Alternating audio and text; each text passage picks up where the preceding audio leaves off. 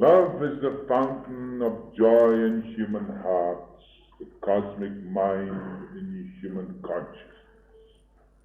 Cosmic mind is the great wisdom of the infinite. That creative principle that creates all things in heaven and on earth, in the inner and the outer. It is this cosmic law that is based upon perfection, and this perfection is love. Now you will say often, do you love God? And you will say, yes, I love God. Now I'll ask you a question. Can you love something you have never seen? Something you do not know what it is? Then your love is not love at all. It may be an idea, but it does not really love. To love God, you must love your fellow man. And only by doing so can the love of God flow through you, because God is love. That's the only way you can love God.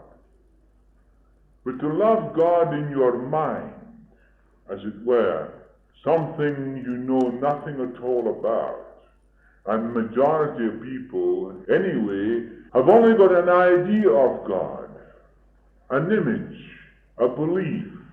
But that is not God, that is not life.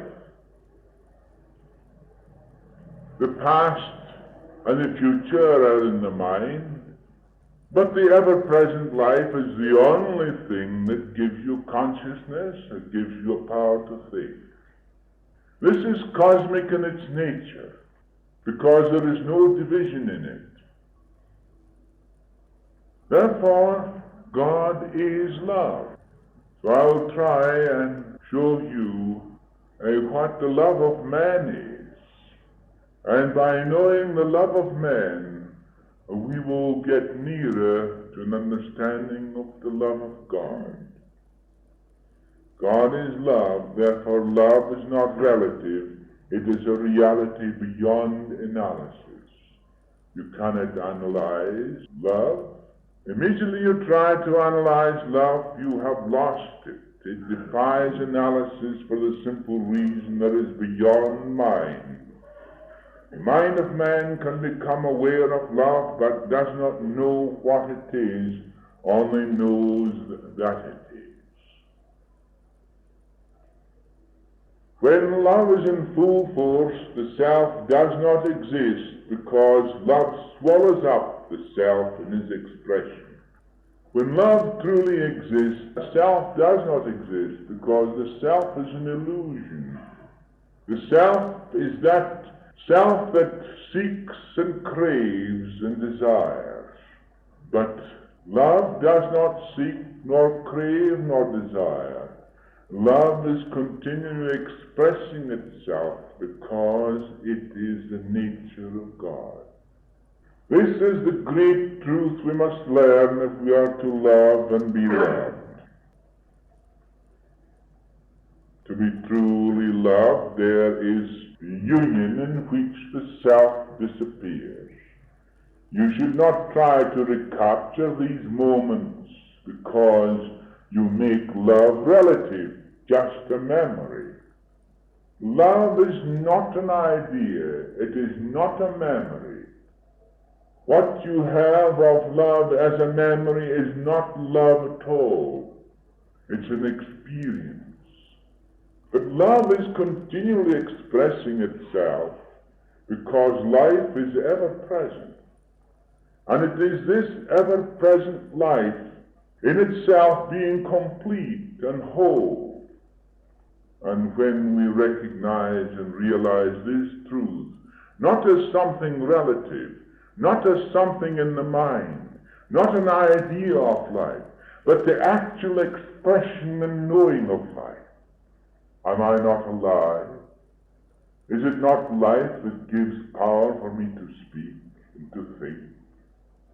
It is this life that is behind all creation, exists in me and you. Love is always present and flows into the soul at any time the soul makes way for it. But when the self is in evidence, there can be no true love. If you want to feel the joy of love, you must lose yourself in love. The self must disappear before love can give expression to itself in its true nature. Perhaps you think you love your wife, your husband, your children. The great test is how much self is in your love. Do you do things for love, or do you do things because you love? To truly love, you must become love itself. You must become the expression of love. And where there can be no hate, no jealousy, no antagonisms, no desires, no cravings for love, you must become love. Oh, could I tell you the magnificence of love? You must find this out for yourselves. Most of our troubles today rise from the fact that as a child, our natural love, God's love, which is the Christ born in every human soul, born in us, died because it was never given a chance to express itself through the ignorance of our parents, who themselves did not know how to love. Yes, a wife or a husband may be a dutiful wife or husband, and dutiful parents, but may have not learned the art of true loving. Most people are ignorant of this wonderful truth. If it is possible for us to realize the great power of this love, because it is behind the creation of all things. Within itself it has the wisdom and the power, because love is the creative principle behind everything. It is cosmic in its nature. Without it, there could be no perfection whatsoever. Most have not, because their parents and their parents' parents did not understand what love meant. They thought that to love God was a virtue, and this virtue became a vice because they mostly saw evil in others. If they could not love their neighbor, they could not love God. If you could not love that which you see, how could you love something that you did not see? When Jesus said these words, "When you have seen me, you have seen the Father," he was giving expression to that love of God. So therefore, he became the most loved person in the world, although at times people hated him, for the simple reason they hated him for this purpose, because he was revealing their ignorance, revealing their selfishness, revealing their stupidity, revealing the self that was bound up in dogma and creed. So he came to destroy the bonds that bound man through those who created them. That's why he was hated. But those who know freedom have found in him that who was once man, immortality. There is no love in this kind of virtue. One may try to be good or try to be virtuous, but that is not love. That is going away from love. Love is an inward, unknowable virtue that takes no cognition of any of these things, for it itself is free, complete in all its goodness. It is like honey. It lives in its own sweetness. Most people are ignorantly and innocently pretending to be virtuous, while their minds are filled with ill will, antagonisms, and these so-called sins which they try to hide within themselves. While their whole mind is reeling with these so-called sins, they try to repress it, hold it back. They are filled with ill will and antagonisms. The whole mind is what I call a suppressed pot of ideas and conflicts. And you say that is virtue? That's what most people think virtue is. But I can assure you it is nothing of the sort. Without self-knowledge, mere sincerity is narrowness and gullibility. To become aware of escapes, distortions, hindrances will lead to order and clarity.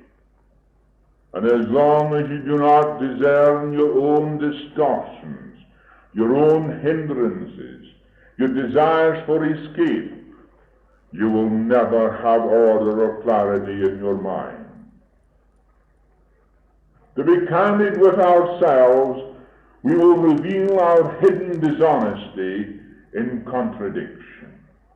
When the mind is searched without fear, unafraid to find itself out, then there is virtue. Without self-knowledge, virtue is ignorant confusion and self-contradiction. Unless we can look at our thoughts freely, without fear, withholding judgment upon others, there cannot be clear thinking. You cannot judge another without judging yourself. It is quite true when Jesus said, "Condemn not, lest ye be condemned." That is one of the truest sayings the Master ever said. You cannot see evil in another and accept that evil is in yourself. If you were totally innocent, you would not know what evil was. But because you are not innocent yourself, you see the evil in others. If you can reason clearly, then your mind can become clear and free. But if you're caught up in this so-called virtue, then I say you're a liar from the beginning to the end, because there is no virtue in that which is so-called virtue when there is contradiction and confusion, ill will and antagonisms within the individual. It is said that love is the greatest thing in the world, but without becoming aware of the source of conflict and craving, love brings pain. There is no escape from love, yet without understanding there is torture. So the foolish blame love without understanding the cause of pain. Love never causes pain. Love expresses itself and frees pain in everything and in every way. The cause of pain is not love, but craving and possessiveness. There is sorrow in love when the mind is caught up in duality. We all know that when we love, there is sorrow in the loss of that love, sorrow in the loss of the object of our affection. If there is hate in love, if there is fear in love, if there is resentment in love, then there is no escape from its torture. But this is craving and not love, which creates this dependence and all the sorrowful issues that arise from it. What is it that gives rise to uncertainty? Is it not desire for love? But love itself is continually expressing itself. It's a reality. It's a living expression of that infinite life That must be. The proof that I am standing here is proof of that life. But if I am caught up in craving, if I'm caught up in jealousy, if I'm caught up in fear, I cannot give expression to that love. That is a hindrance to it. This uncertainty breeds possessiveness, jealousy, and fear. In possessiveness there is an inward fear and suspicion. This is not love, but inward emptiness, need for dependence. But dependence breeds fear and not love. So if you depend on others for love, you are surely going to fear. It is love itself that frees you from fear and gives you that wisdom, that understanding, and the cosmic flow of divine creation.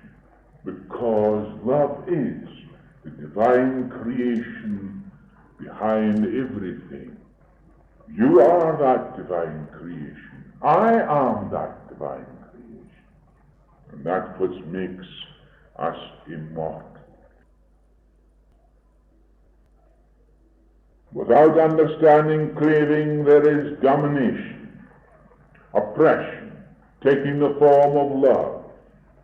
You dominate, you oppress, and you think it is love. Having the seed of uncertainty and contradiction within oneself, how can there be love? Love is beyond and above all these. Love itself is eternal and therefore not dependent. It is not a result of outer stimulation which nourishes a temporary feeling of well-being, an embrace, a kiss, a feeling for the moment of well-being between two people. That is not love. I tell you, love is something that is eternal and not temporary. Love will give rise to these things, but it is not love itself. Love is behind true expression. In love there is generosity, forgiveness, compassion. With true love, humility and gentleness comes into being. Without love they have no existence. In love, then, we know what Jesus said to his disciples. Unless ye love one another as I have loved you, you cannot be my disciples. But if you love one another as I loved you, you will be known as my disciples. To understand this, you must begin to understand your thought, feelings, and actions. If your actions are the result of your ideas, your beliefs, your fears, your desires, there is no love. Love is not built out of these. Love is the eternal essence waiting to express itself when all this conflict and contradiction has ceased to be. Only then do we become the image and likeness of Him who created us. True love does not bind another through possessiveness or dependence. Love is the expression of God who loves all irrespective of who or what they are. God's love is our happiness. That is why when we seek happiness, we can only get it from that which is within and not from without. Happiness is the greatest thing in the world. But most people are looking for it outside. If you love others, you will be concerned with their happiness. But how can you help others to find that happiness unless you have first found it yourself? Physical relationship itself is not love, but true love makes physical relationship beautiful and raises it up to the divine nature that created us in that way. We find that we are created now. It is the Word that was made flesh. When you know this love, you are always in love. Looking at a beautiful sunset, a lovely scene in nature, you can enjoy this as if you were one with each other. There is no need to talk or say a word because the self has disappeared. Love is not a mental or a physical thing. Love is spiritual. That is why one grows naturally in the surroundings of love. Love is not taking but giving in such a way that the other grows in the soil of love in freedom. Not dependent, but independent. If you are dependent, then you cannot love. Listen to the music for a few minutes. You can't do two things at the same time. Children and human beings at heart, that love is the most essential thing in their lives. Cause of most delinquency is the fact that the inherent love within has been thwarted. The world to these become drab indeed. We will bring that inherent beauty to the surface when we begin to love, for there is little wrong with those who truly love. When you are love itself, you are never angry when another does something wrong. There is a friendliness that leads to human heart, which leads to right thinking. Even the worst offenders will respond to love, and you will find that that inherent beauty within the soul will come to the surface. That love that is born in the human soul will come to the surface. It is only when it's thwarted, when it's held back, when these hindrances, and in every trouble in the world today with man, we find as a distortion of his mind. Man is sick. Therefore this sickness should be attended to. And it only be attended to by those who truly understand the mind and man. To truly understand the mechanism of the mind and how the thoughts arise. How do your thoughts arise?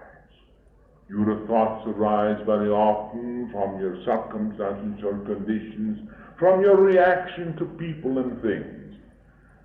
It is not often you think, if I had a knife, I would drive it into that person's heart, I would kill him, I would tramp on him.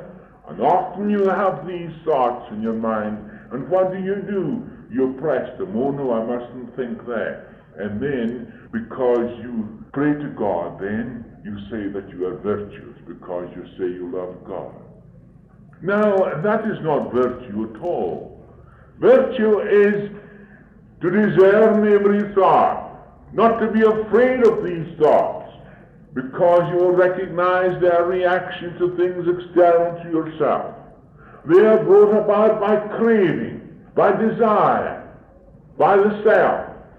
Now, if you discern the self, you do away with all these things, and the natural love of God shall manifest itself.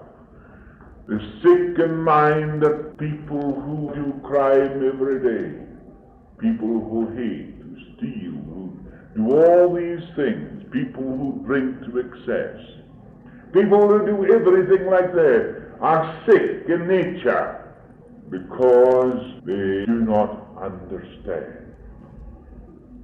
When you are love, then you are love itself. To check, to criticize and denounce or punish is a hindrance to the true expression of the love of God that is within.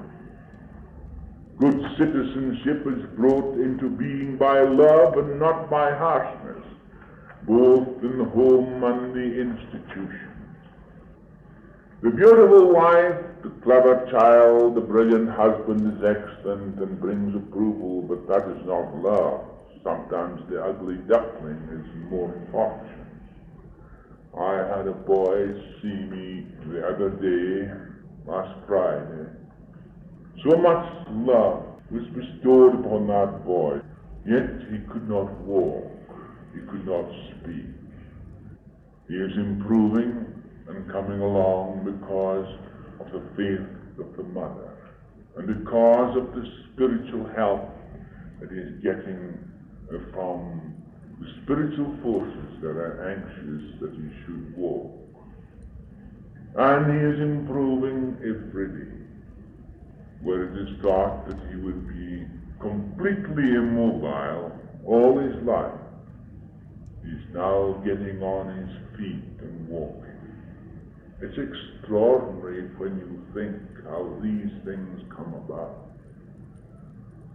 How often have you asked me for help for someone that you love? And that help has been given at once, and the life of that person has been restored. That life has been given back for a little longer in this world. So it is with this great spiritual force. This love is God's love.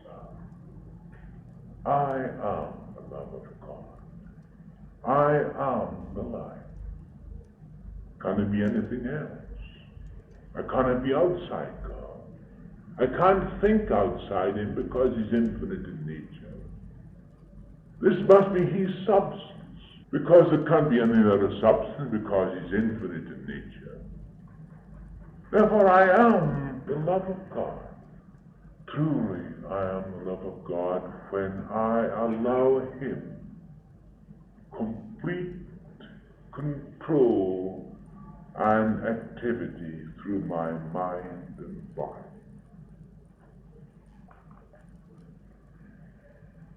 Love expresses itself through the touch of the hand, the tone of the voice, the look in the eye, the smile on the face, the absence of the self. O love, where art thou? The way to make children loving is to love them selflessly, respecting them as people, as individual souls, for they may be much older than you. Let them grow up with individuality. Some people smother their children with everything, doing everything for them, thus destroying their independence.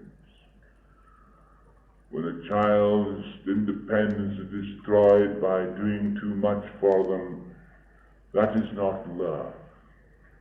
Love is to learn them how to love. And love is wisdom, understanding, not foolishness. I know a man in my own home who was a poor boy one time. He grew up to be a great industrialist, and he had children. But he didn't want his children to go through the same difficulties that he went through, so he plastered them with everything, and they became nothing. If they had passed through the same as he did, they would have been something. But the plastering them with everything destroyed them completely, destroyed their independence. And so it is with everyone else. Some parents offer something in return for their obedience or for the good behavior. Thus buying off leads to disaster later on. When the child grows up, he or she thinks that they can buy themselves out of anything, and when this fails, there is frustration, disappointment, and misery. You must remember, never confuse the issue. Appeasement is not love.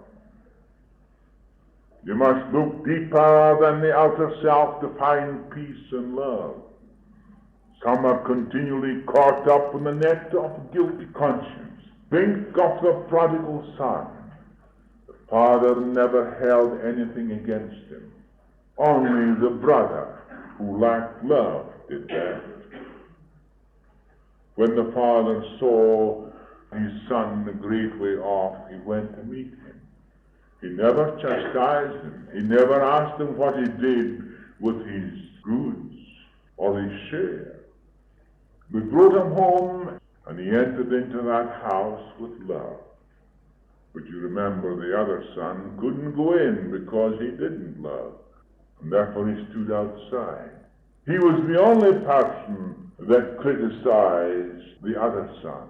The father did, because the father was love, expressed that love of perfection. And you cannot criticize or denounce anybody either if you are love.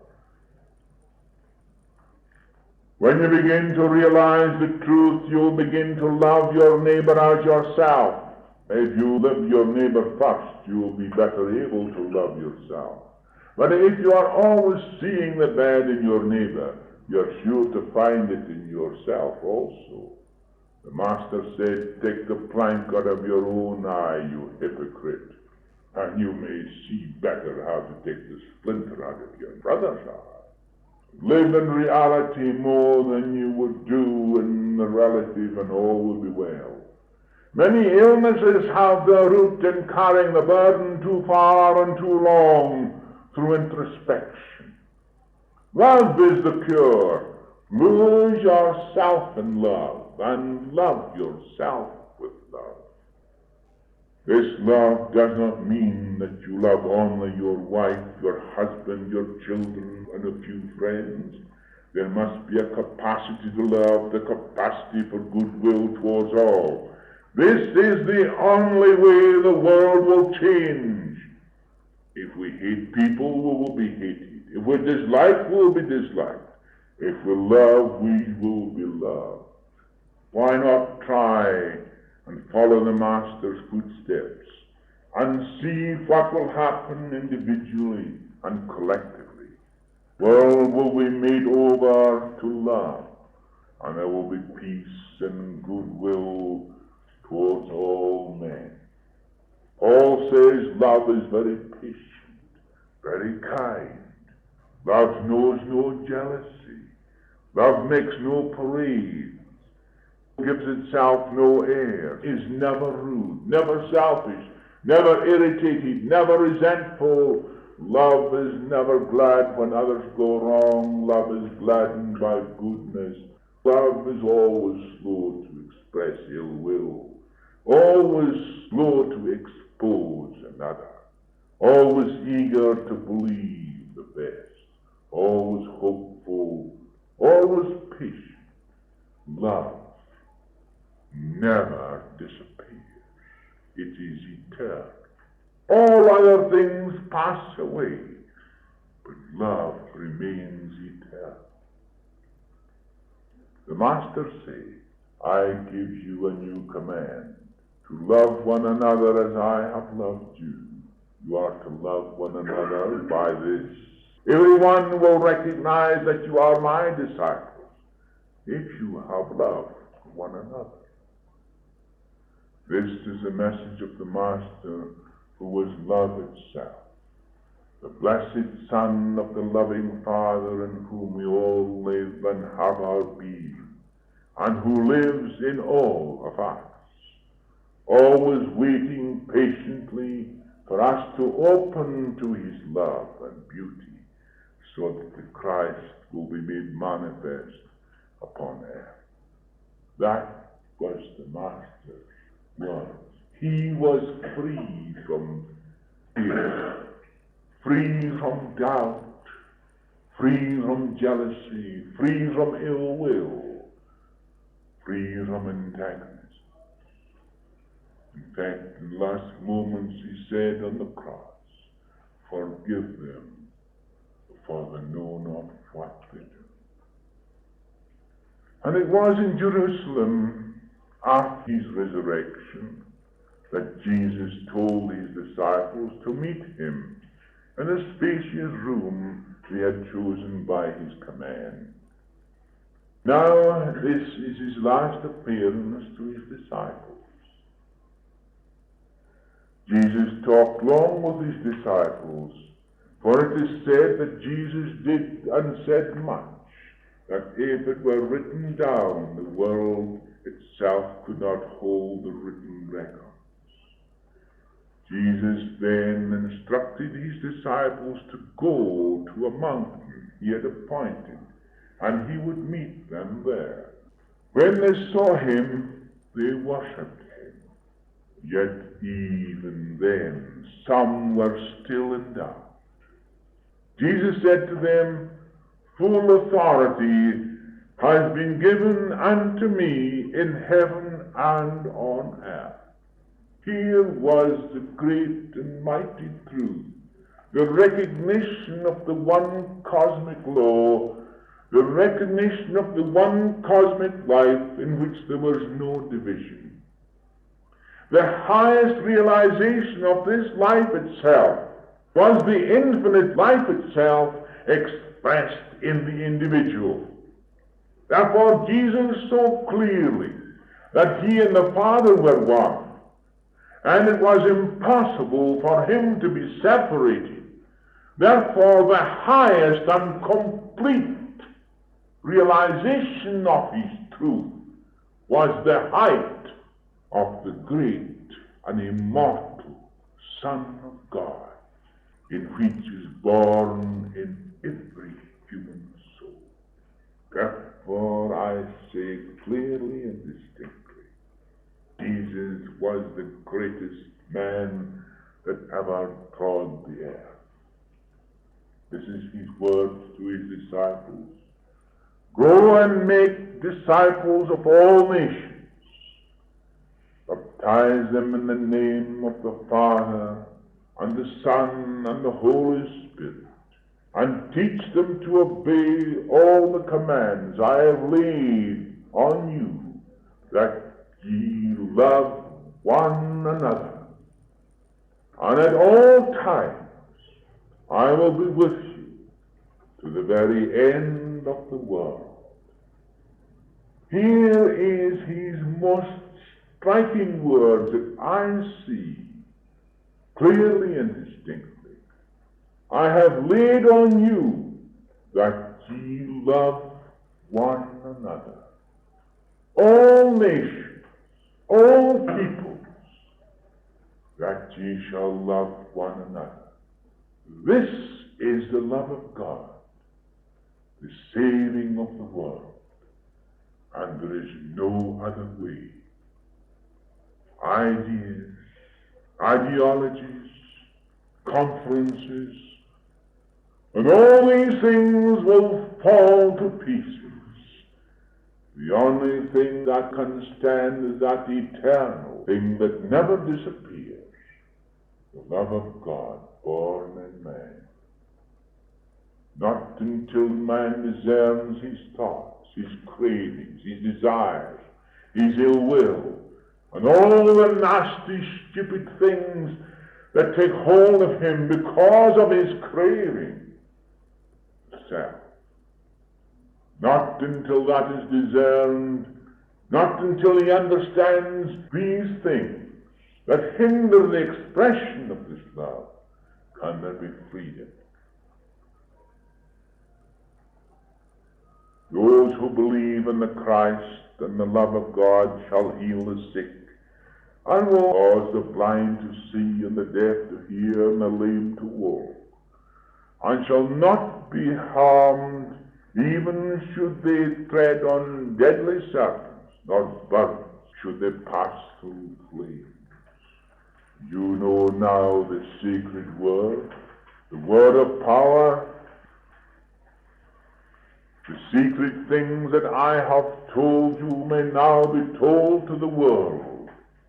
Ye shall make them known to the faithful, who will then reveal them unto others, until the time will come when all the world will hear and comprehend the word of the truth and the power of the love of God and the Christ made manifest. That was his message. That's your message too. That's my message to you. His message to you. The great and mighty truth. Oh, how simple it is, but how complicated you have made it.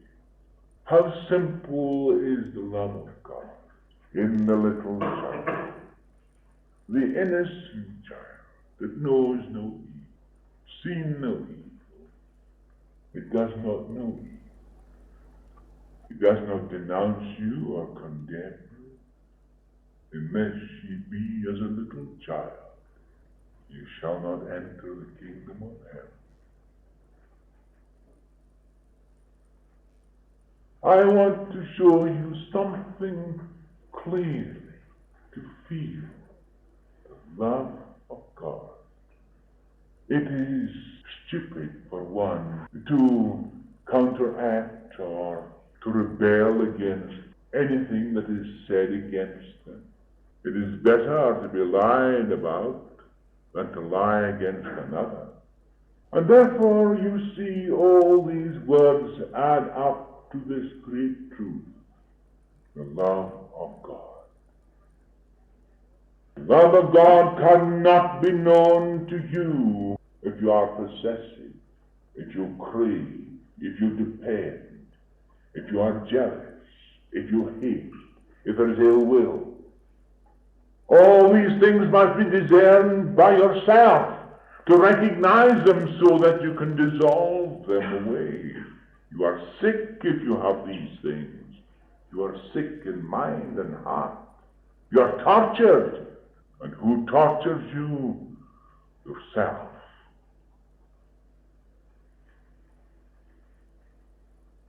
I am now about to ascend, as you and all the world will follow. The gateway. We all pass through the same gate. We are here for a little while. And let us do what we can for others. It is said that we will not pass this way again. Perhaps some of us will, because of the desire to help humanity. There are souls who have come to the earth to do this work, to help in the great, wonderful truth, to reveal the love of God. How can you reveal the love of God? Only by becoming love yourself. That is all. There is no other way. Then search your mind diligently, unafraid to find yourself out. Because these things that are hindering you are deeper in your mind than you think. I am now about to ascend, as you and all the world will follow. For the Spirit that raised me from the dead will raise you also. Then he led them out as far as Bethany. These words are so significant that the majority of people pass them by. For the Spirit that raised me from the dead will raise you also. Spirit shall never die. His disciples followed him to a place not far from Bethany. He met the Marys and Salome, met Martha, Ruth, and Miriam, met Lazarus, and a host of others who had come from Galilee. Jesus then stood apart on the top of the hill and raised his hands in blessing and said, "The benediction of the holy ones of the Almighty God, and the holy breath of the Christ, the love of God made manifest, rest upon you all, till you raise and sit with me upon the throne of power. As they watched, they saw a wreath encircling him, and saw him rise upon the wings of light. They watched him ascend and disappear. Still they watched, peering into the sky, when two men in white robes appeared and said, "Lo, he will come again." Here was the eagerness, searching the skies, looking up. Yes, it is for us too to look up. It's symbolic of the truth. It is always upwards and onwards. Then the disciples and others returned to Jerusalem with great joy, and they were constantly in prayer and in holy thought for the coming of the promised power from on high, the illumination of the soul, of the Holy Spirit from within. The news spread far and wide that Jesus had risen from the dead, and this was not denied by many rulers of the Jews, of which Nicodemus was one. It is also said that the Master appeared to Pilate as he was in deep contemplation about what Jesus had said. He also believed secretly in his resurrection, and this is why Pilate gave an order that the followers of the Nazarene must not be molested in their worship in any part of his domain. Now, when the day of Pentecost came, Jerusalem was filled with pious Jews. As the disciples sat in silent prayer, a brilliant light appeared encircling them. They then became apostles of Christ. Each apostle spoke in the 7 dialects of earth. The learned were amazed. They said, "Are these not the men who only spoke Jewish? How is it then that they speak all the languages of earth?" Peter stood forth and said, "Peace to all mankind." This was the love of God. The prophet Joel said, "Your sons and daughters will stand forth and prophesy. Your young men will be seers, your old men will dream dreams, and I will show forth the wonders of heaven above the marvelous signs on earth. And it shall come to pass that they who call the name of God in faith shall be redeemed." This is the Christ power, the love of God, made manifest, goodwill to all men. That is the glory of the truth. Now find it in yourselves. You have it. It is there. You're alive and living. You cannot be alive and living except the ever-present life that is cosmic in nature, that is love itself, is living in you and expressing itself through you. Seek not the past nor the future, but live in that ever-present life, never looking one way or another, but keeping straight on. Benediction. Father, Son, and Holy Spirit, who remains beyond time and space, invisible yet visible. Thy Son came and tore away the veil that hid eternal life, and appeared in thy holy temple not made with hands. When I close my eyes and seek to grasp infinity, My brain cannot fathom thy infinitude. But when I open my eyes and gaze upon the eternal Christ, I behold thy eternal cosmic temple in freedom. And as I hear the throb of the one heart, and feel the one love, and see the one life in all lives, I know now he came to give love and to serve all. He appeared as immortal life to destroy death. He came as a babe to unite parents in a greater unselfish divine love, born in the child. He was a fountain of joy in human hearts. He showed the cosmic mind in human consciousness. And as he passed beyond the creation of time and space, I found immortality in him who was once man.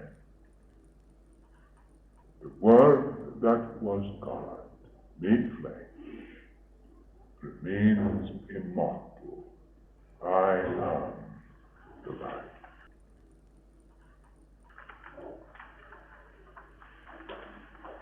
It is now entered into the silence of the silent healing power. Yes, cosmic in its nature.